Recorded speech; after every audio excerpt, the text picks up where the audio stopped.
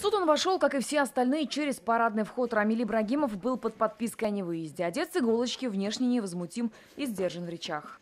Нормальный, спокойный настрой.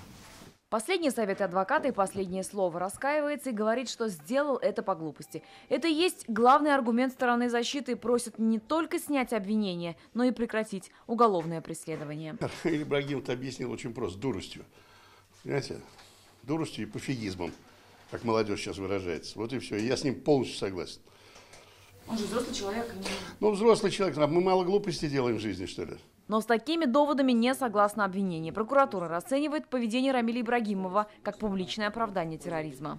Доводы Ибрагимова о том, что он не знал и не понимал, что это может привести к голословному, поскольку он имеет 2 высших образования, указал, что закончил с красным дипломом, 8,5 лет работал на телекомпании «Эфир», должности журналиста, и, соответственно, он знал и понимал, к чему это приведет. Напомним, уголовное дело в отношении 35-летнего Рамиля Ибрагимова было возбуждено после того, как он опубликовал пост в Инстаграм, в котором поддержал стрельбу в гей-клубе в Орландо летом прошлого года.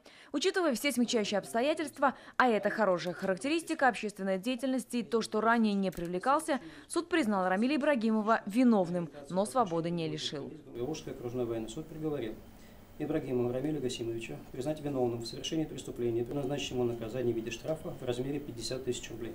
Слова поберег осужденный и после вынесения решения. Будет ли обжаловать прокуратура, пока неизвестно. Рамиль Ибрагимов сегодня покинул суд без наручников и в окружении семьи. Это тот самый случай, когда слово «не воробей» вылетело, не поймал, и несмотря на то, что пост со своей страницы Рамиль Ибрагимов удалил, удастся ли ему очистить свою репутацию? Большой вопрос. Альбина Слугараева, Андрей Сентальцев, ТНВ, Казань.